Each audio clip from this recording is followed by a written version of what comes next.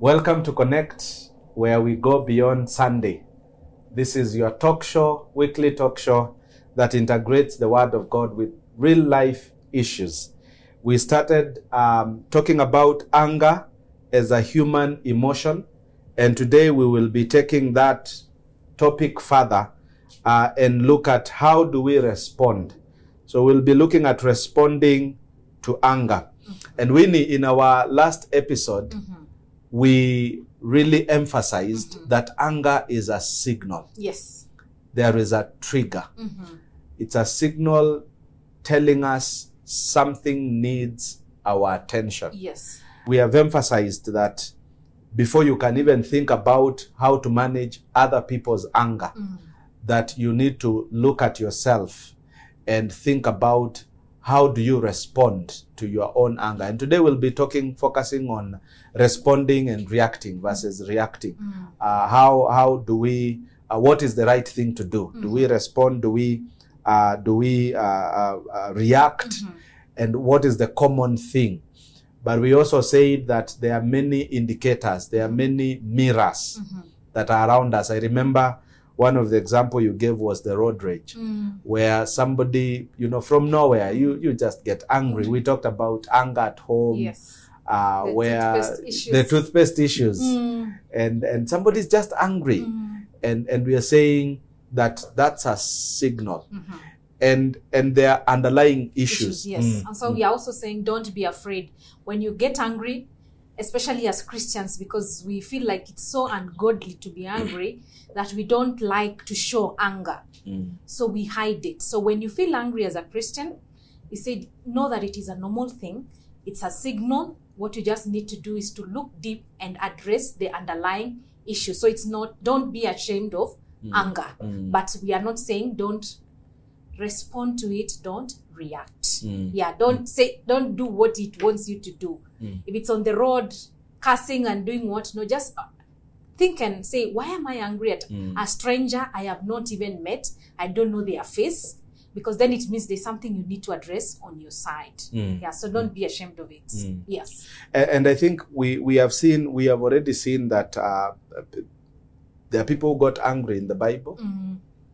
I remember somebody like Esau. Esau. Oh, yeah. Yeah. He was very angry. But I think it was a valid reason. Somebody took his inheritance. And he sought to kill his brother. Yes. I don't know. Would that have been a remedy, really? No. Because anyway, whichever the case, it was already sealed. It was a done deal. I think it was not going to be reversed. So at the end of the day, it was a feeling of unfairness. And actually, if you look at many of our anger, actually look at it critically. It points to a feeling of being unfair.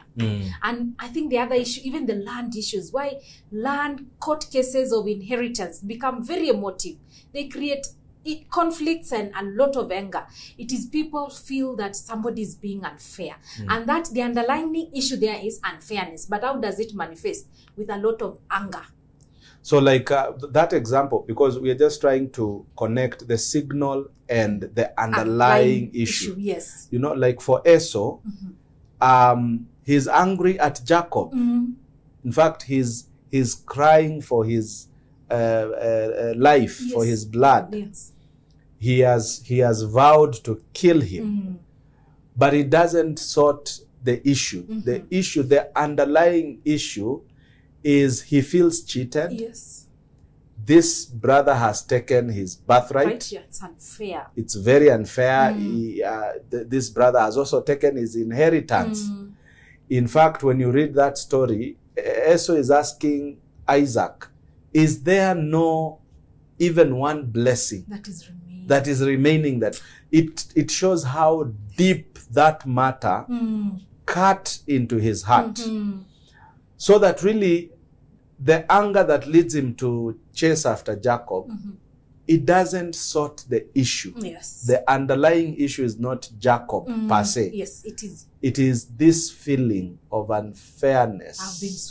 I've been swindled. And that's what we are talking about, that then the anger is a signal that should alert us of that which is underlying that we may not see Yes. immediately. But when we take time to think about it, to reflect, we could be able to deal with it. Yes, so that we deal with the issue, because sometimes the challenge is we suppress. We just don't want to talk about it. And I think there's that response women always say, are you angry? Nothing. The nothing issue. Yes. Just suppress it. But you see, it cannot be suppressed, because the challenge with anger, the more you suppress, the more loud. It's like a bell. It was ringing quietly, saying, watch here, or a road signal. It's now telling you are crossing and there's a truck coming, and it's telling you it will have to shout. So it continues. That's why you suppress anger. With time, it comes out very loudly, and it results to very serious consequences. So it's a signal, but it does not keep quiet. So you try to keep it, like keeping it in a pot, it pops. It keeps on popping like a pressure cooker. With time, it explodes. So it creates like a volcano. Yes, it is just simmering. Simmering, yes. It is simmering. Right. Simmering inside. Simmering inside. With time, it explodes. And then that's why sometimes you hear somebody has done something. And you're shocked. And you're really shocked. Yeah. You're wondering, how could John do that? Yes, yeah, this is a church. This is a pastor. Oh, is somebody we know? No. Is somebody we have seen around? Yes, he's not an angry person. Yeah. But it was simmering. And that's why we are talking about those two sides. Where there are people who will explode at the slightest provocation. Yeah. There are those who will keep it building up. Yes. But the right way is to release it, understand it, deal with the issue, then you just, it clears. You clear it out of your way. And we sometimes actually, you see why, if you go back to why anger is a good thing sometimes, you see, when you're angry, we said it's an emotional response. Yes. And your body, when you're threatened, when it feels threatened, when somebody's threatening you, when you get angry, your body, what happens to your body? You get a lot of energy. What happens when you're angry? That's why you don't be angry too long. When you're hungry, what your body does, it stops all the other activities. If it was digestion, any other activity that was going on in the body gets shut. All the energy is directed towards either. That's why the flight, your hands, your legs, so that you can fight whatever is threatening. Because at the end of the day, the first critical survival for human is to survive. First of all, be alive. Yes. So if anything is threatening you, like coming to you physically, then you need to fight and respond to it. And when you get angry, you realize you get energy.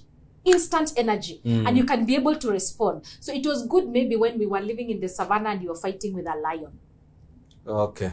But now here there are no lions. They are not immediate. There's no immediate things that require your immediate reaction. Nothing is really threatening you. It's very unlikely that in a normal day you find things that are really threatening you. Maybe if they are thieves. You see, you'll need to get angry. People are coming for your wallet. You get angry and you can react and maybe chase away. But now on a normal, now in this 21st century, we don't react. There are no those threats. So that means now when you get energy and anger, and that's why they say if you keep on having anger, holding on to anger, because now your body will not function well, because everything else you're telling the body, shut off all those non-essential duties. The essential duty here is fight. Somebody's threatening us. Yes. And that's why somebody can get a panga and slash everything very fast. And they don't, and you are like, this person even would not slash grass. Suddenly they are so energetic, they have slashed somebody because of anger. So anger gives you energy. But it was good, I think, when we were surviving in the jungle. Not now when you're living with your wife in the house. You don't need such energy to fight, to destroy people or break all the glass. That's why when some people are so angry, I think because of that energy and they don't know what to do with it, they break glasses, they break the TV. That is why even like when you're watching football and their team, so they get the TV, and because of that, anger brings the energy. So you can easily destroy. But it was useful for fighting in the savannah or wherever. So in this century now, this is the century of thinking. It's not the century of reacting, because there are no real threats. Yeah. We should not talk so much about football, because we are in that season, and I know there are some people who are probably, if we continue talking about football at this point, they may not continue engaging with the program for today. We are just saying an because example of the issues that have happened in the recent past. Okay. But I think we are going to spare that for another day. We are just saying, for example, continue watching, connect, because here we are talking about how do you respond. Yes, because even in that situation, then how do you respond? Because there's another way of responding. Don't react. Don't react. Yeah, because you need the TV tomorrow to watch the next match, and they could win. Okay. Yeah. That's very interesting. And it also gives some people hope. They could actually win. Yeah. That's a very interesting one. And so there are those positive sides of aspects of anger that if we actually responded positively, as you're saying, we can fight, we can have a strong determination to fight a good cause. Yeah, even injustice. You know, because we are angry. Things to do with justice. You know, protection, even protecting yourself, protecting others, protecting the weak. Those are things that we can, because of anger, because of that signal, we are able to do good things. And that's why we are encouraging our listeners and viewers that anger is a signal. What you need to be looking at is what is the underlying factor or the issue. But there are also negative aspects or other impacts of anger. And what will some of this be? You see, now when you're hungry, and we said, first of all, you have a lot of energy suddenly. It blurs your objective view of life. You are actually, that's why we said many people, in fact, I think in prison, many people who are in prison are there because of an act they committed, because it's like it blurs, you're no longer objective. So you take a panga and slash. Because why you're feeling it's so unfair, but now, because now you have the energy. So it blurs your objective view of life. So when when you let anger take over, you will not make objective decisions. That's where we make some of those very, very wrong, irrational decisions. Yeah. This is where you find somebody, when you have not dealt with the underlying issue, then it starts affecting other aspects that were not the problem at the beginning. Yes, sure. So you can come with it into a relationship. You can come with it to the office. Yeah, at work. You can come with it on the road when you're driving. And we've said this. You can come with it to the supermarket where nobody knows you. But because you haven't dealt with it, as you're saying, it spills over every aspect. Yes. Yeah. And I think the worst one is that hunger uncurves you to an issue that has passed. Remember, the issue you're dealing with is not a current issue. It could be an issue that happened 10 years ago. Somebody offended you really bad. Yeah, it was, they did, but it's not today. It is 10 years ago. But by being angry, you're just saying, I have chosen to stay in 2010 and I am not living. Imagine, you're living, so everything of your life, you're living from an event that happened long time. So you are chained to a past event. You're not able to move over it. And that reminds me, again, just going back to the story of Esau. And I think it's a story maybe I want to go and read again. Because when Esau and Jacob reunite, many years later, I think God has dealt with Esau, or Esau has dealt with himself, the strong feeling of injustice and unfairness, being swindled, wanting to kill his brother. And now here he is, embracing his brother. And I think another example of having dealt with that kind of emotion, the prodigal son. Yeah. He's done everything contrary to the father. And this is a very important aspect that really some of us who are probably listening to us today and watching, connecting with us, the signal does not stop until you've dealt with the issue. Yeah, and it keeps on ringing louder and louder. It keeps on ringing. Yes. So you have not dealt with an issue 20 years ago, It's still in the signal is anger.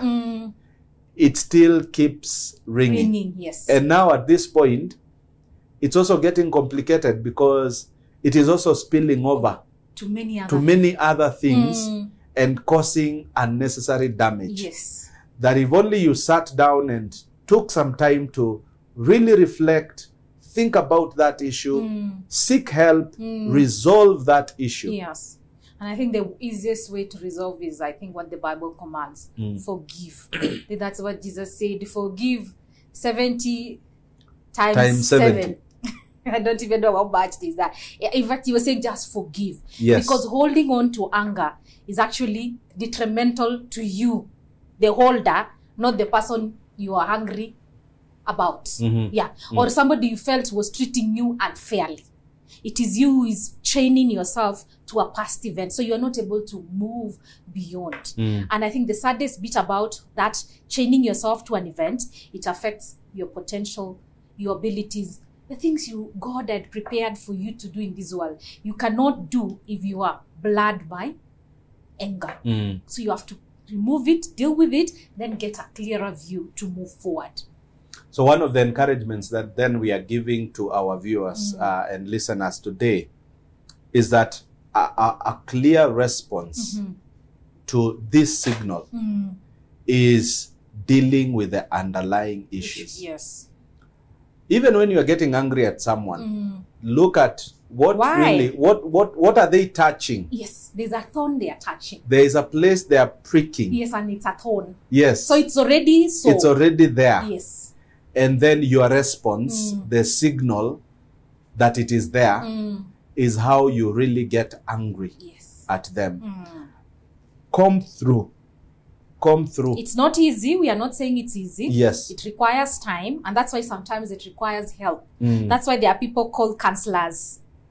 In those rooms, I think those are the issues they deal with. Even your pastor. So those are the issues. If you need help with unpacking and understanding, because sometimes your view could be too blurred that it's impossible to see beyond. So seeking help is a normal thing. I think we should normalize here in Africa seeking help. Yes. And also, now that we have noted that it is a signal, that sometimes when we are not able to interpret that signal, we can always reach out. Yes. For somebody else to help us to interpret that important signal. And just like as we said, a doctor, because sometimes the headache you have, but you say you cannot be able to interpret what this, because like a headache, a pain. Headache is just a signal. That's why sometimes they say don't swallow Panadol for more than 3 days. If the pain is not going away, because the pain is just telling you something is not right. So anger, as we said, is just the same thing. So if you cannot interpret yourself, seek some help. Yeah, there was that advert. I think it's a common line in every kind of medicine. Yes. They used to say, if symptoms persist, see a doctor. See a doctor. Yes. Seek medical advice. Yes. So we are saying if symptoms persist, of anger, seek medical advice. Seek out some help. Yes. It could be from a friend. Yes. It could be from, a professional counselor. It could be from a parent. It could be from a pastor. A mentor. But a mentor, speak about it. Because it is not something to possess and say, this is my anger. In the last episode, we asked the question, does God get angry? Yes. And I think we gave a positive response and why. And I think today, we can also learn from God's response from a biblical perspective, and especially for us as Christians, and indeed all of us. How do we then respond to anger in terms of what we have already mentioned, some of the things that we can do. One of the things that we can do as Christians, because anger is a signal, we can be angered by what angers God. And one of the things that deeply angers God, and we saw that, is sin, injustice. Yeah. And Romans 9:14 tells us, what then shall we say? Is God unjust? Not at all. And so when we see injustice, let that signal not be, it should not be dead. It should ring loud enough so that we can respond by doing something in terms of injustice. But again, the other reminder that we have is that do not sin in your anger. And I think that's what we are calling out. That yes, you can be angry. Yes, in fact, says normal. Ephesians 4:26 and 27. It tells us, do not let even the sun go down while you are angry. Because then it gives room for the devil to take an opportunity, to take advantage of your anger, and lead you to sin. Yes. So that it now fails the important role it was to play of giving you a signal so that you can deal with it. Instead, now you end up falling into sin. But thirdly, James chapter 1 verse 19 and 20, he tells us, my dear brothers and sisters, take note of this.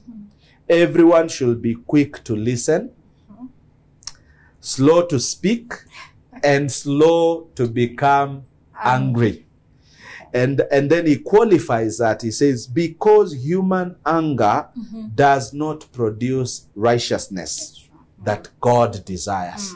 I think that is a good closing point where we are saying, be slow to becoming angry. We are saying you might, but be slow. But be slow to becoming angry. But the bottom line is, even as we close today's session, remember, anger is a signal. Yes. It signals that there is an underlying issue. Yes. When you deal with that underlying issue, then you become victorious. Yes. And your anger becomes positive. That's true. When you react, then you cover up the underlying issue. You don't solve it. It leads to other things that will be negative. Sure. This has been Connect, where we go beyond Sunday. Kindly let us know what you think about today's show. Use the comment section. You can also send us an email through the email address that is provided so that we can continue interacting with you. God bless you. Thank you.